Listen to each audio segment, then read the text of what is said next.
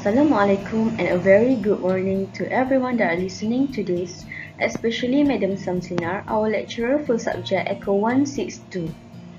Our topic for today will be Chapter 3, Market Equilibrium and Government Intervention.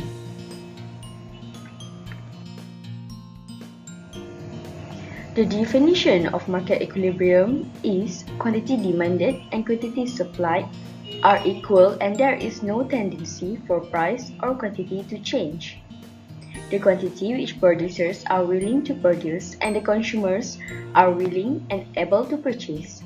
Hence, quantity demanded equals to quantity supplied, or known as QDD equal to QSS. For your information, when we studying a market, we will look for the state of rest, a price and quantity at which market will settle at least for a while. That's why economists use the word equilibrium when they are referring to a state of rest. Formally, equilibrium is a situation that once achieved will not change unless something that we have been holding, constant changes. Equilibrium price is known as the market price once achieved remains constant until either the demand curve or supply curve shifts, while equilibrium quantity known as the market quantity bought and sold once achieved remains constant until either the demand curve or supply curve shifts.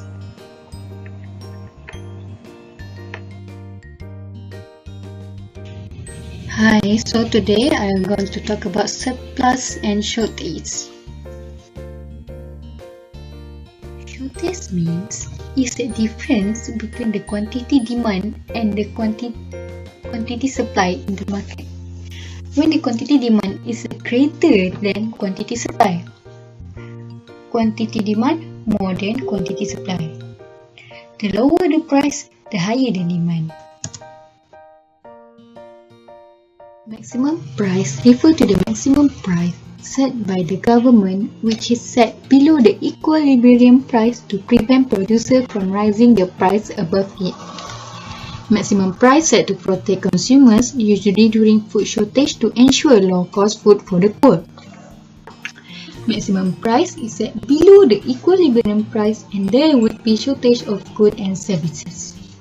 For example, from the diagram, the market price of 1 kg chicken at 9 ringgit. When the government set the maximum price at 8 ringgit, the sellers must sell 1 kg of chicken at 8 ringgit, not 9 ringgit. When the maximum price is below the market price, there would be a shortage of goods and services. The shortage is 4 kg of chicken.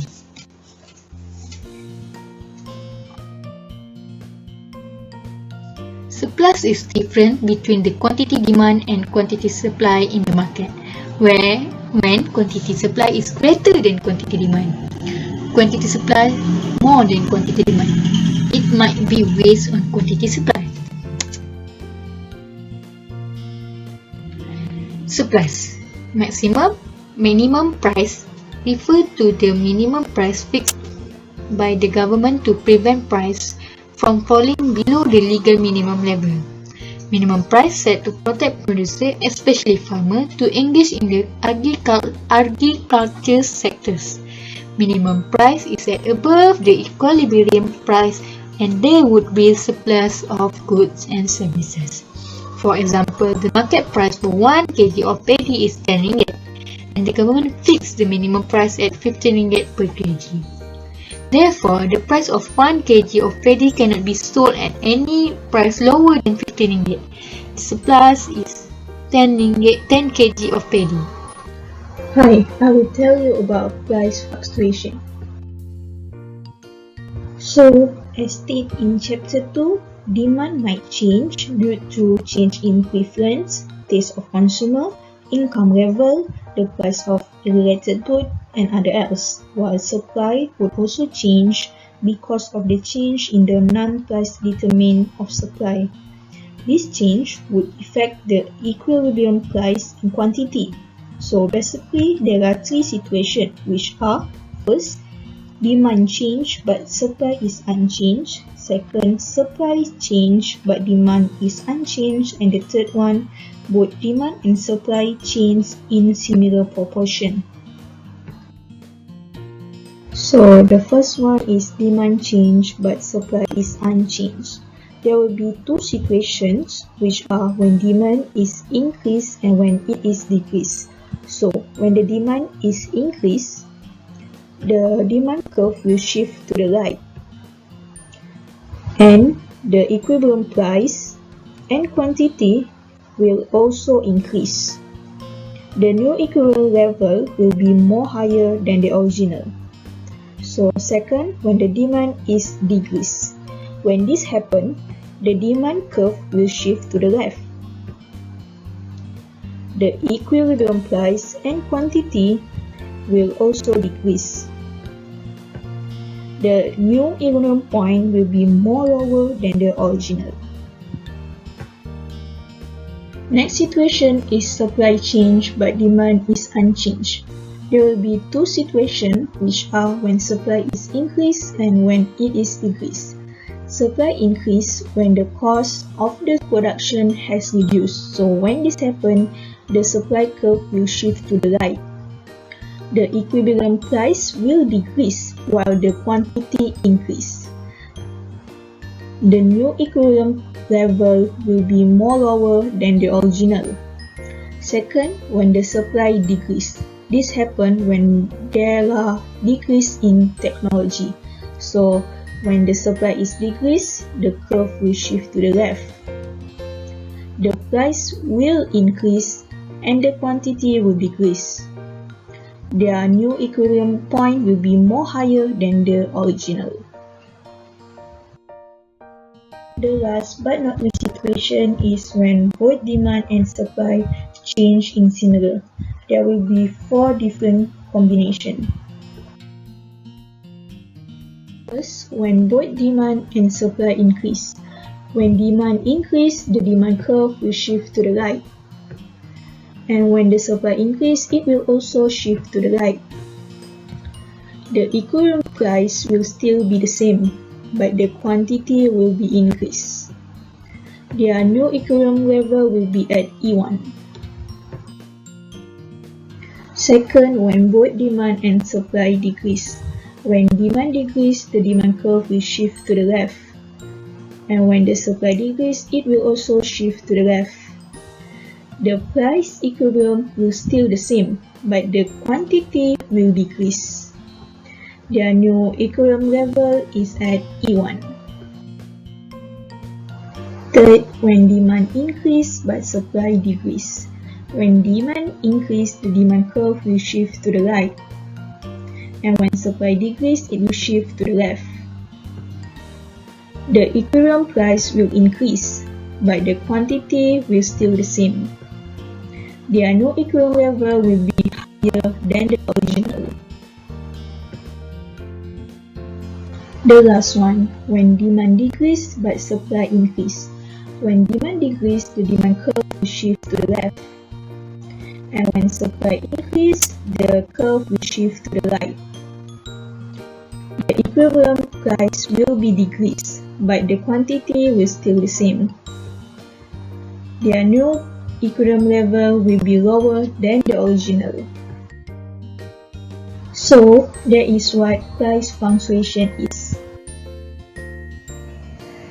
Now, for this subtopic, we are discussing about the government intervention in the market, which is the minimum price.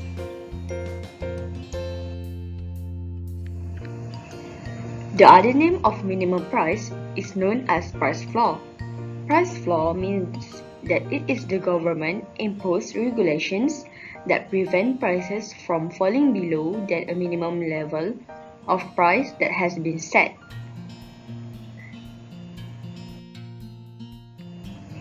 This is the example of how the price floor graph should look like. As you can see from the graph in the slide, suppliers increase the amount offered, but demand drop, thus creating a surplus. The equilibrium from this graph that you will get is Rm 2 ringgit 50 sen and 300 units. as that is where the line between quantity demanded and quantity supplied collide with each other. Okay, now let's take a look on the advantages and the disadvantages of minimum price, aka price floor. First of all, the advantages. To protect the producer's income, or in other words, increasing the income of small producers. Other than that, we also obtain higher wage rate. Then we have the disadvantages. Consumers have to pay a higher price than producers. For example, based on the graph, from Rm 2 ringgit 50 cent to Rm 4 ringgit, the consumer might have to pay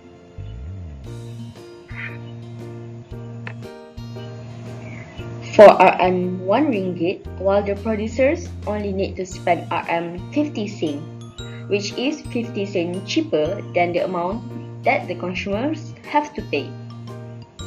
Moving forward, government has to buy the excess stock using taxpayers' money, thus resulting us with a surplus.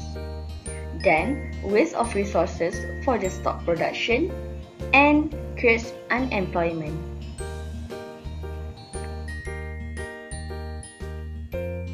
Now we will see about government intervention in the market. Maximum price or price ceiling. Maximum price or price ceiling.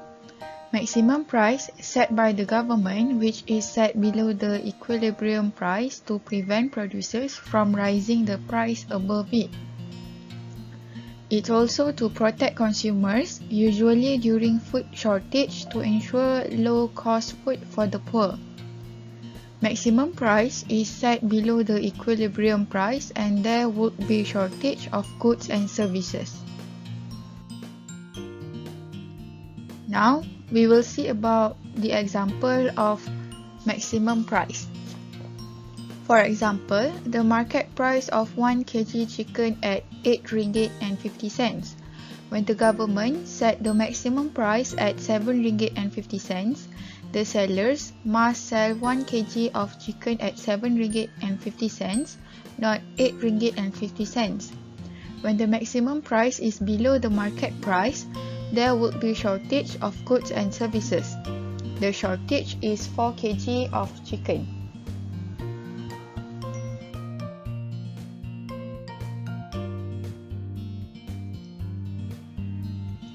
The equilibrium price is 8 ringgit and 50 cents, while the quantity is 7 kg. Here is the equilibrium price, and the price for the equilibrium price is 8 ringgit and 50 cents, while the quantity is 7 kg. To calculate the shortage, we can use the formula of quantity demand minus quantity supply. For the quantity demand is 9 kg and for the quantity supply is 5 kg. So 9 kg minus with 5 kg, there would be 4 kg.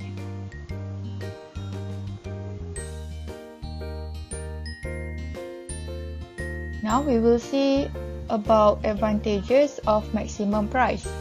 First, it will benefit the consumers since they are able to enjoy goods and services at cheaper price. Second, the government set a maximum price to prevent the market price from rising after a certain level, as this could harm consumers, especially the poor. For example, during festive seasons, war and inflation, the government might impose a maximum price so that the poor can afford to buy goods and services in the market. For the disadvantages, first, the existence of black market and illegal markets. Producers might smuggle goods to other neighboring countries since it is unprofitable to sell those goods locally. Second, the producers might engage in illegal activities such as bribery, corruption and hoarding of goods. Hoarding of goods creates artificial shortages and it is done by producers to force the government to increase the prices of goods. The maximum price seems to be unfair to producers as they have to sell their commodities at stipulated prices which are lower or cheaper, yet they are liable for the cost of producing the commodities.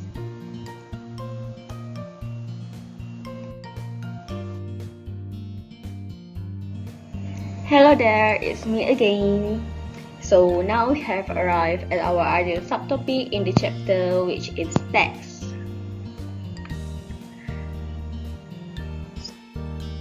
So what's the definition of the tax?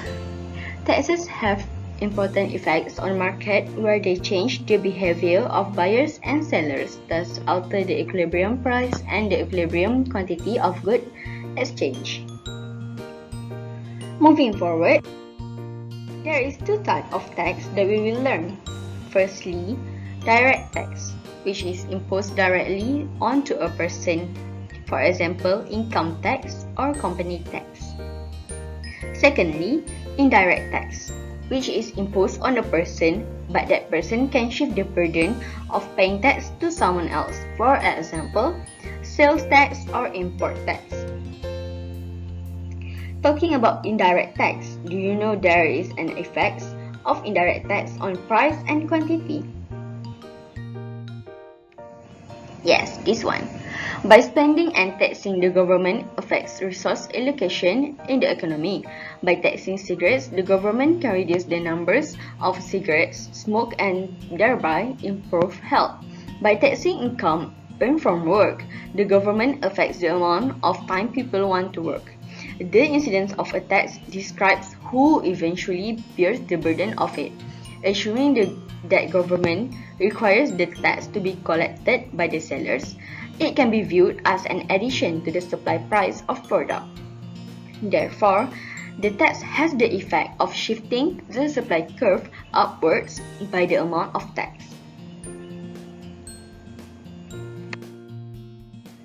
This is an example of indirect tax graph that I make. As you can see from the graph, tax increase and the price of the products also increase. So it will shift to the left as shown in the diagram, or known as shift upwards. Tax amount of Rm4 ringgit is shared equally between the buyers, which is consumers, and the sellers, which is producers. Thus, the consumers and the producer would pay each Rm2 ringgit. Now, there is a different type of graph for different situations in taxation. Yes, this. Inelastic demand, or known as demand less elastic than supply, would make consumers pay more tax than the producer. Elastic demand, known as demand more elastic than supply, would make producers pay more tax than the consumer. Perfectly elastic demand would make producer pay the entire tax. Perfectly inelastic demand would make consumer pay entire tax, which is the opposite of perfectly elastic demand. Perfectly elastic supply would make consumer pay entire tax, while perfectly inelastic supply would make producer pay for entire tax.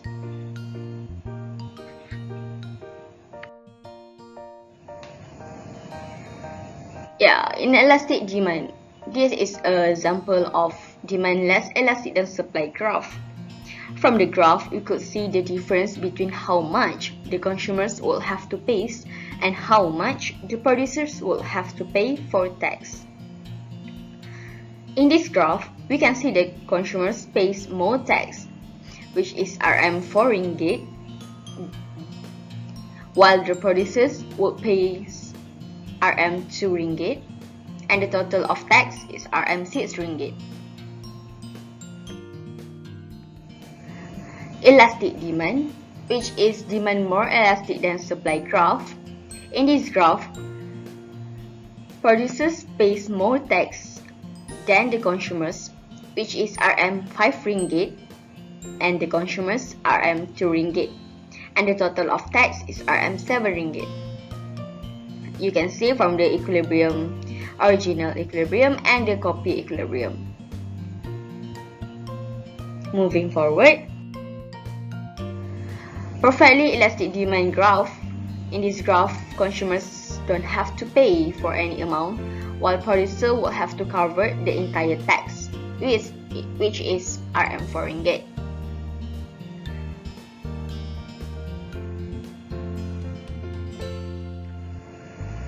Perfectly inelastic demand. Opposite of perfectly elastic demand, in this tax, the consumer will have to pay for the entire tax, which in this graph is RM4 ringgit. Another graph, perfectly elastic supply. Producer don't have to pay for any amount, while consumers need to pay for the entire tax, which in this graph we could see the entire tax is RM6 ringgit, will have to be covered by the consumers alone. Perfectly inelastic supply. In this graph, we could see that the producers are the only one who is paying the tax for the product. Thus, consumers need not to pay for any amount, while producers will have to cover the entire tax, which is amount to RM6 ringgit. The amount of tax that we should have known is from the original equilibrium point to the copy equilibrium, in case you didn't know. So yeah, I think that's all from me. Thank you very much.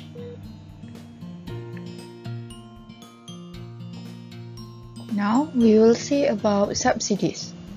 The effect of subsidy on price and quantity. Subsidies. Subsidies is an aid given by the government to producers, especially farmers, to encourage production of goods and services.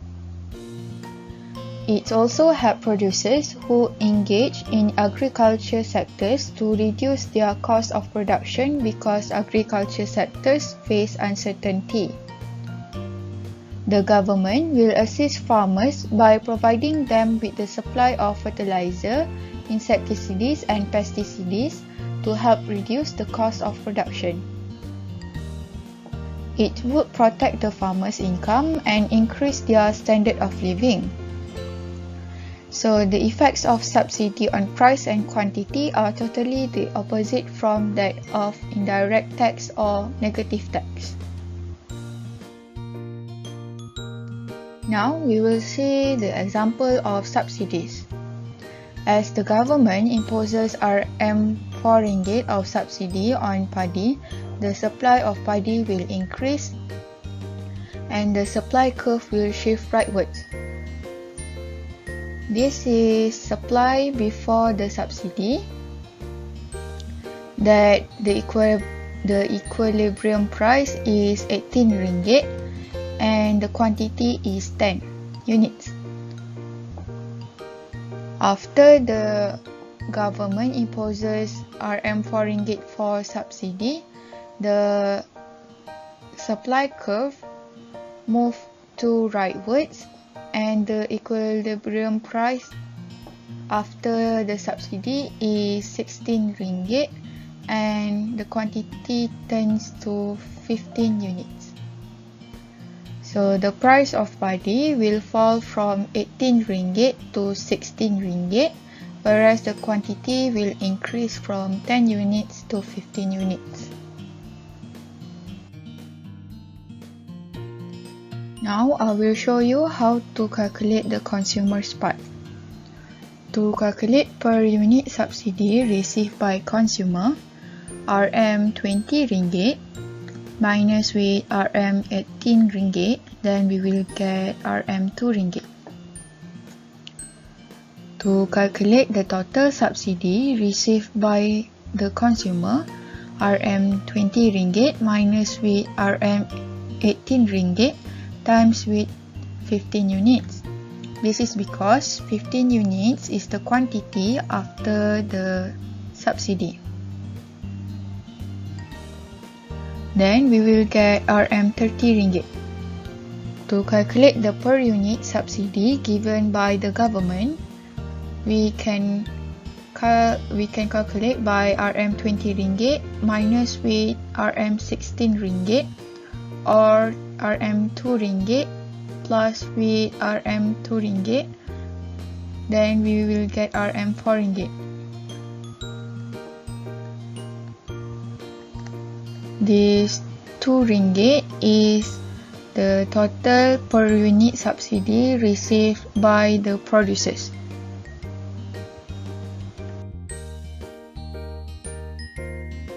The second one, we will see how to calculate the producer's part.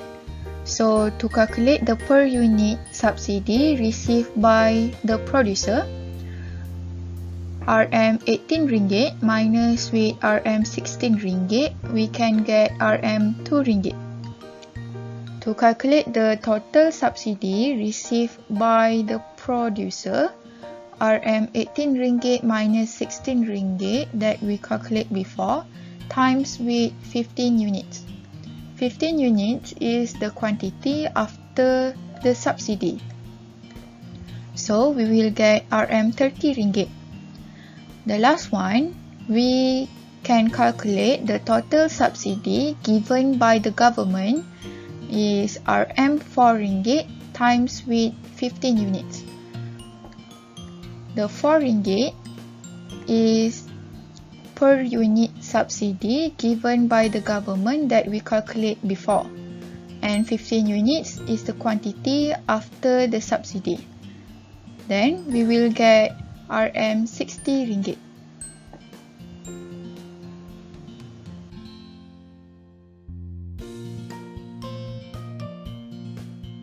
This is the second part of subsidies. For degree of elasticity, there are two types. First, demand less elastic than supply, that also called as inelastic demand. The second one is demand is more elastic than supply, that called elastic demand. For the benefit of elasticity, there's also two.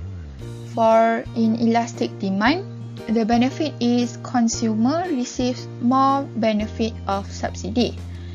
Then for elastic demand, the benefit is the producer receives more benefit of subsidy.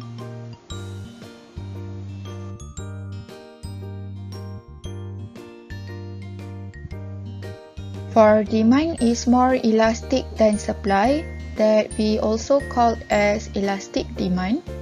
This is the graph for elastic demand. So here is the consumer's part in this graph. Then here is the producer's part. And E1 also called as price fall. Here is the subsidy, because from S0, that is supply before the subsidy, move to the rightwards to S1, that is supply after the subsidy. When demand more elastic, producer enjoys the subsidies more. And for the benefit for the consumer, they will pay at the low cost.